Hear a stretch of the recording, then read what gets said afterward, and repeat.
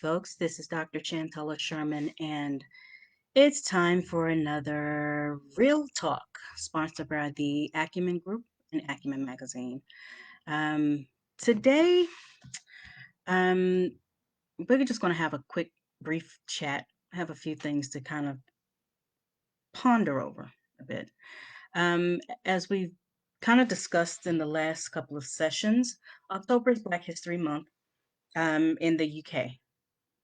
It's also um, a time right here across the globe where African Americans, Black people in general, are really taking a closer look at their identity formation. There are lots of conversations right now going on about reparations and institutional racism and a return of eugenics, which, for my research purposes, um, on the one hand, is rather exciting that you get to see folks kind of wake into a lot of the research that you've been covering and studying and uncovering and documenting for 15 or 20 years. But also, it's a bit challenging and scary in the sense that a lot of folks are still just unaware about what it is that's going on around them. But one of the things that's also happening right now, the month of October, is an anniversary month for the Washington Informer newspaper. And for those of you who are not really familiar with my background, I have a 32-year career as a journalist, which began when I was roughly 17 or 18 years old and still at Woodrow Wilson High School in DC.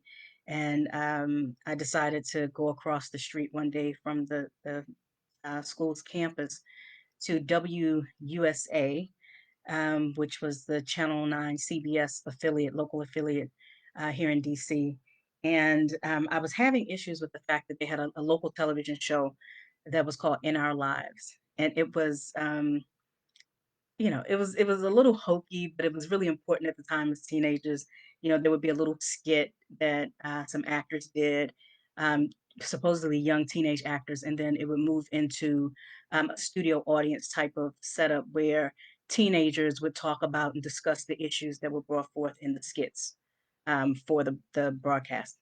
So, I'd watch the show pretty regularly, and one day I crafted this letter because I kept saying, I do not see myself. I don't see my peers. I don't think that the issues that the show brings about are real issues. I can tell that these are adults kind of projecting what they believe are the issues of teenagers in DC onto the actors and making it as though these are issues that real teenagers face. The language was off, the posturing was off, it was just off.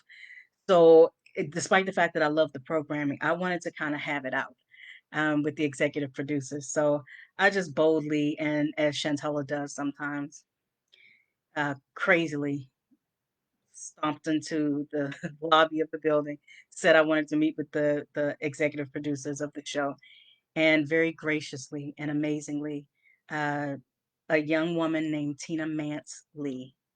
Tina, if you are still out there, thank you. God bless you. You were absolutely amazing with my foolishness. Um, Mrs. Mansley invited me into the studio, brought me to her office. She sat down and she talked to me, kind of gave me an understanding of how the setup worked, and basically told me that to some extent I was correct, that most of the writers, the producers, everyone that was connected with the show who wasn't an actor was pretty much over the age of 40. And so it was a lot of guesswork. And so instead of booting me out of the studio and telling me to piss off, she invited me to become a part of the production and the programming team. And so I was just overwhelmed by that. And even though it was at the time, I would be paid if my scripts were picked up. I'd never written a script before, even though I talked a lot of BS. And so I don't think I ever actually produced a script that they ran, but it gave me an opportunity to sit in with professional writers and script writers and producers and to actually see how the process worked. And so from that point on, the journalist in me was kind of invigorated. And so one of the things that I loved about being in Washington D.C. as a junior reporter who had not yet gone to college, to even fulfill the academic portions of matriculating into a career plan, was the fact that we had homegrown Black newspapers. Um, Even though the Baltimore Afro has a Washington, D.C. corresponding office, and is, you know, 50 miles outside the city itself, it was considered D.C. homegrown. But the official homegrown paper of Washington, D.C. is the Washington Informer. And from the start, the newspaper hit a soft spot with me because the mission of the paper from its inception was to promote positive news about African Americans. So you never saw crime stories, for instance, in the newspaper. And in a space where, as a teenager, all you were seeing was Washington, D.C. is like the Wild Wild West, and there's gun violence and there's drug play and all of this stuff, and teen mothers and whatever it was that was negative about young Black people was always in the mainstream newspapers in this city. And I never wanted to become a part of them, particularly for that reason, because I did not see myself. And what I did see in the paper that could, resemble me was something very stereotypical, very derogatory, and something that was not fleshed out in such a way where it made Black people appear to be anything in Washington, D.C., other than a headache, pathological, destructive, and a threat to the American way and patriotism and things like that. And so when I started picking up the Washington Informer, I realized I'm seeing things about Black college students. I'm seeing things about um, Orff and clef choral choirs. I'm seeing things about very, very positive things in the city. And be clear, because we were in Washington, D.C., didn't mean that we were all connected to whatever it was that was going on. I've never seen a drug sale in my life. I've never seen that type of random violence that the news told me was a constant companion of living in the city if you were a Black person. I grew up in a very middle class, two-parent household family structure that was mimic and parody all around my neighborhood. I live in Southwest DC. I'm on the waterfront, and literally my friends had both parents at home. They were working people. They went to work every day. They were professionals. They were executives. And so I didn't see myself and I didn't see them in the the things that I saw in the news. And so the Washington Informer for me was almost like having fresh oxygen come into a space um, that had been closed off, that was very claustrophobic, that was very people phobia. It was xenophobic in the way that mainstream news, whether it was television or print, dealt with Black people. And so it was a blessing to see the newspaper there, and then years later to be a part of that team was extremely important. And as the Washington Informer this week, tomorrow actually, October 16th, celebrates its 56th year in publication, I just wanted to make sure that I took a moment to not only say happy anniversary to the paper, to celebrate the amazing job that the writers at the Washington Informer continue to do on a weekly basis, but to also challenge those of you who are in the city, in the Black community as a whole, to do what you used to do and support Black publications. All right. And that's a side conversation that I'll get into as I move forward. But first, just let me say, Black newspapers, especially the Washington Informer, they continue to have some of the best writers that I've ever come across. And so historically, you would have academicians, you would have politicians, you would have um, educators and lay people, community people all come together and use Black newspapers as a platform to ensure the safety, continuity, respect, equity. equality of Black people, to ensure that children had what they needed in school systems, to challenge the city council or the local government to do their due diligence, to challenge housing authorities and other bodies, to let them know not only do we see you, but we will hold you accountable and our numbers count.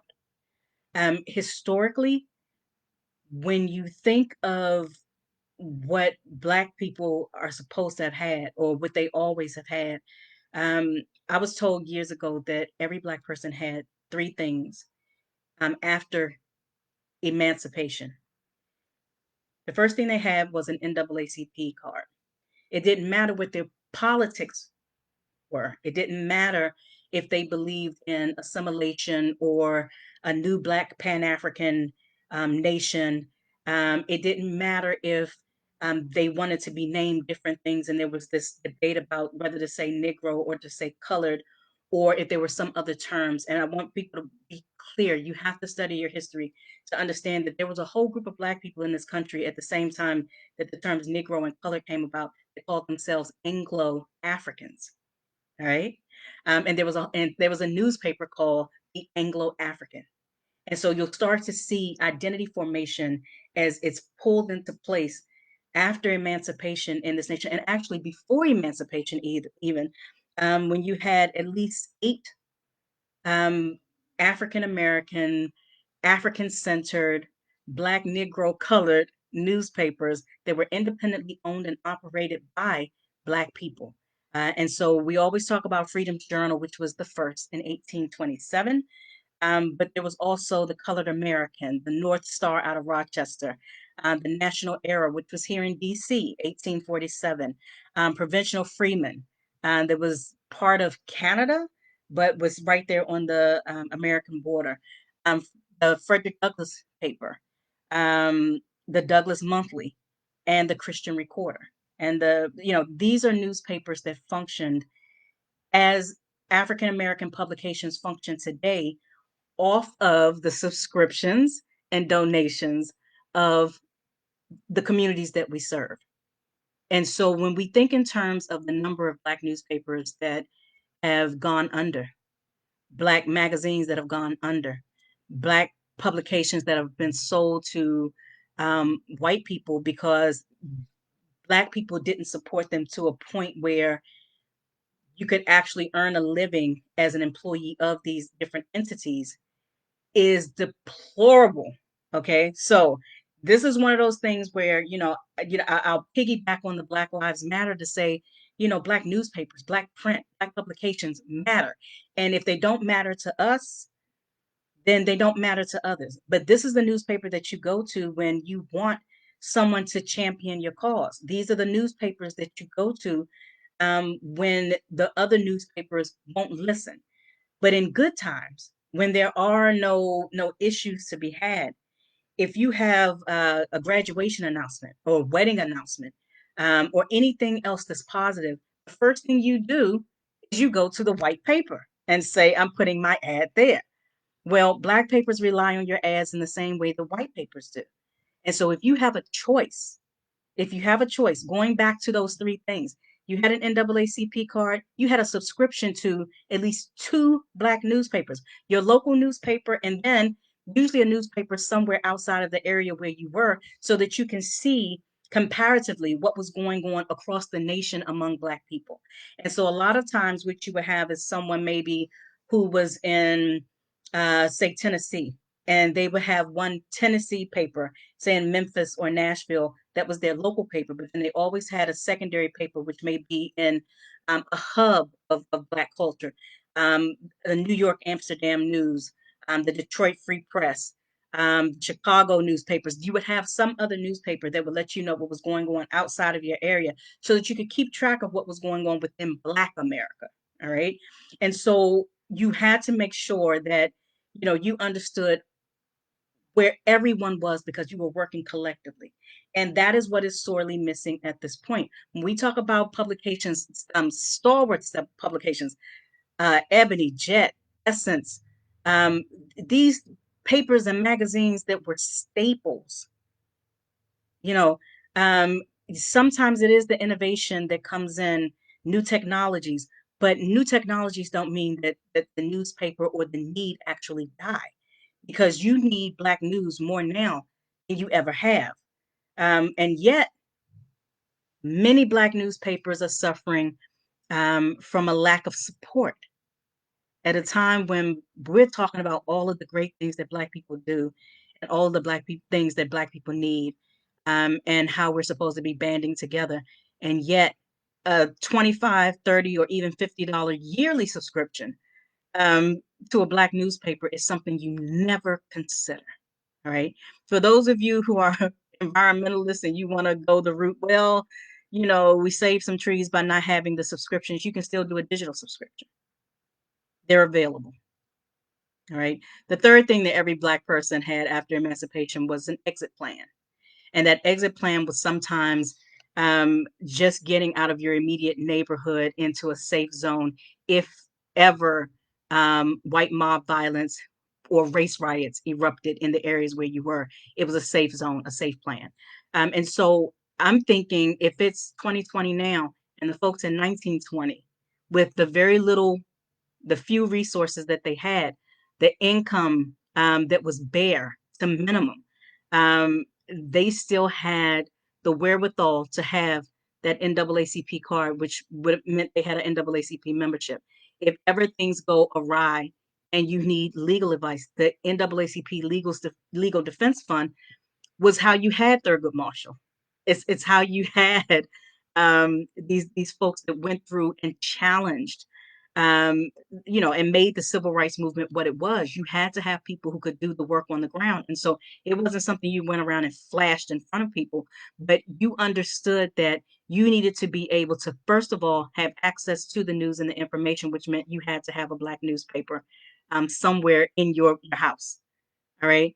And if you couldn't afford to have the paper as your own, collectively, you may have 5 or 6 households who purchased the subscription and then passed that newspaper along, or they would get together and read the newspaper aloud each week to make sure that everyone in the community understood what was going on.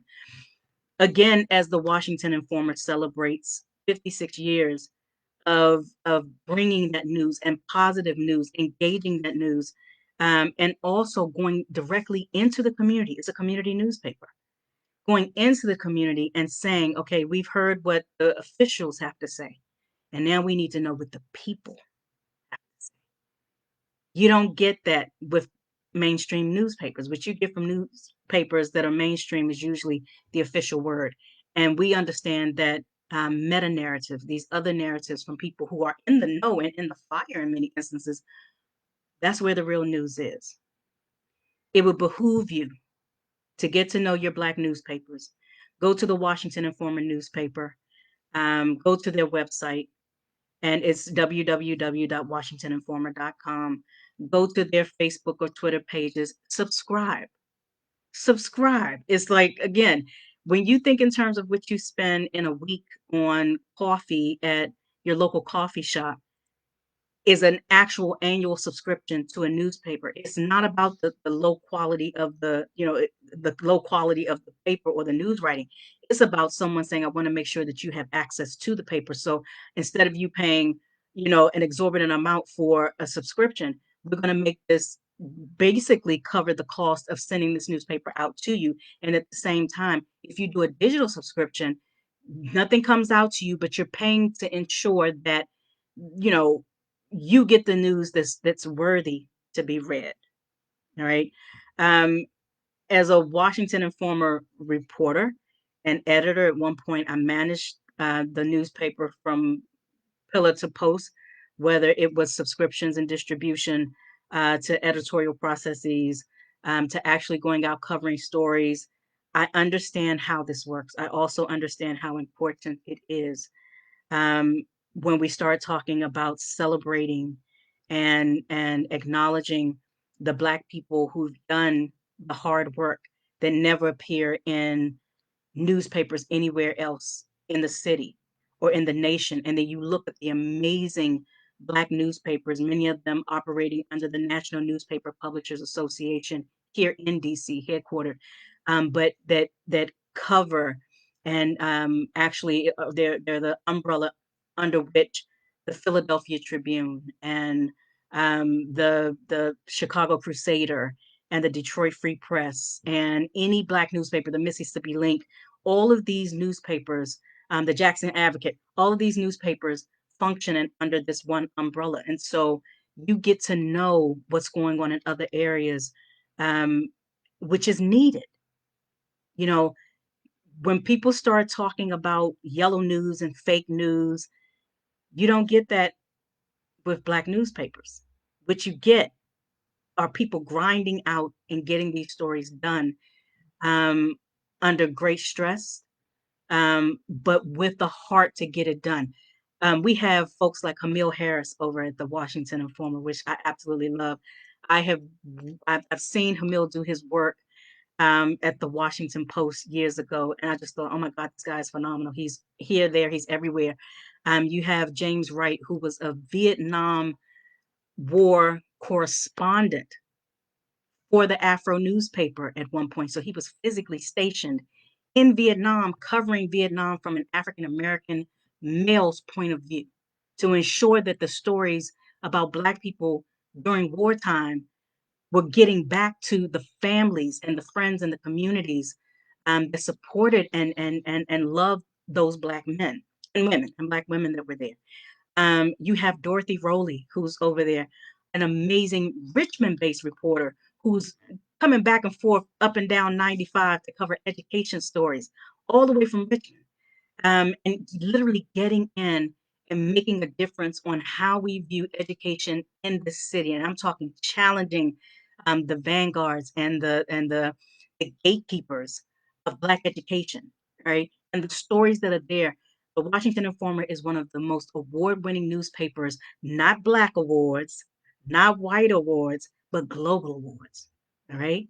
They you can put them up against any newspaper of any size, and they're getting the work done. And for that, I believe that we absolutely, absolutely have to support these newspapers to ensure that this work continues and it goes forward. When you don't have community support of newspapers, and just so that you understand how these things work, every newspaper, every magazine functions off of the ad revenue that comes into the newspaper. If you don't put ads in or you don't send donations in, the ads and donations will come in from other people. But when they do come in, a lot of times those entities want to ensure that their news is central, that their voices and positions are heard as opposed to the folks that Black people really need to hear from. All right. So Black newspapers, for the most part, operate by not compromising and then pay a financial cost for it. All right. Whenever you start hearing about national organizations or even international organizations and they're having meetings and they're talking diversity, I'm always amazed by the fact that they'll have Black writers or Black editors from white mainstream publications, but Black newspapers and Black magazines are rarely ever even on the dais. They're not even considered. And yet, you know, whether it was Zora Neale Hurston or Alice Walker or me, darling, you've had Black scholars, you have Black intellectuals, you've had Black creative folks, um, just amazing minds to come through Black newspapers.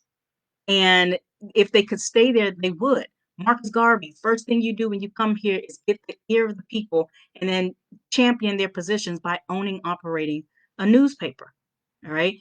The Nation of Islam, the first thing you do, champion the cause of the folks, but you need to be in control of the news that's going out to talk to your people directly. And so you have a final call. All right. Everywhere I travel, when I talk about traveling across the UK and into different areas, the first thing I ask is what are the Black newspapers or magazines or media that are in this area? And these are the people that I want to talk to first. I don't want to go on tours and sightsee first. I want to find out who the people are in the city that can really tell me what's going on. All right. And so, again, I challenge you as we move through October that you go to any and every Black newspaper or magazine that is still in operation and you pay for those subscriptions, whether they're physical print editions or they're digital editions. You owe that when you start talking about what you do for your ancestors and you're going to vote and you're going to stomp it out and you're going to do this, that, and the other. What you also need to do is to go in and literally pay to play. All right. There's a photo that's circulating right now as we go into election season, and it pops up every year, and it always um, it sets me wrong every time. It's a black man being kicked in the face by a white man, and it's a group of very angry white men surrounding him. It's a photo from the Little Rock area as the Little Rock Nine are trying to integrate the school system, and this man is being kicked in the face. Now, there's always a erroneous, ridiculous caption that goes to this that says, "This man was going in to vote and he was attacked and kicked in the face by a white mob." That is not true. The black man that is in this photo is actually a news reporter, a photographer who was there to cover the story. Black writers, photographers are always in danger of either not gaining access or being able to get into the space or being challenged when they are in the space. And sometimes that challenge is physical and it is violent and it is angry because it's understood that if you get Black reporters and photographers in to tell their own stories, their own way, then you'll have Black people with a sense of not only the urgency of some of these things, but they have access and command of the knowledge that they're gaining. And based upon that, it is an absolute threat. The number of Black newspapers, and there were probably three or 400, there's a list of them, and I may put this in the notes as we go through, three or 400 of them over the course of American history that were firebombed, that were absolutely burned out. Ida B. Wells, when you talk about her newspaper at one point, and she's escaping with her life, but they burned down her newspaper for talking about lynching Black men for quote unquote raping white women who were never assaulted whatsoever, but that these were basically racialized hate crimes that were based upon Black men gaining access and agency um, and being enfranchised through voting or through job security or through home ownership or through basically just standing up on their own 2 feet and claiming their Americanness. All right. The true stories of what happens in Black America are not just in history books, they're in Black newspapers and magazines. You have access to them. If you have a library card and you're in Washington, D.C., I also would ask that you go over to the D.C. Public Library's website and you'll find a research tab that allows you to search different databases. And there are historical Black newspapers that are there. Historians use these resources all the time. And the average citizen needs to know these resources well. They will have the digital copies of almost every Black newspaper that was around beginning in 1840, 1850, and moving forward. So you'll get to see for yourself some of the stories that Black people covered in Black newspapers that contradict completely what's in mainstream newspapers, but also challenges the official record. So there is a written record, there is a written discourse that says we're challenging this official narrative of what happened because we were there, and this is what we say happened. And then you have to put that in comparison. And, I say 10 times out of one, that's the way we put it, not 9 times out of 10, but 10 times out of one. What you'll find is that the story that's printed in the Black paper is actually the truth. All right. So go to the DC Public Library, check out, they call it ProQuest historical newspapers. All you have to do to access the site and the data is to put the library card information that's on the back of your library card. Just tap it into the keyboard and it gives you access to it. You can actually download and print out these articles as well.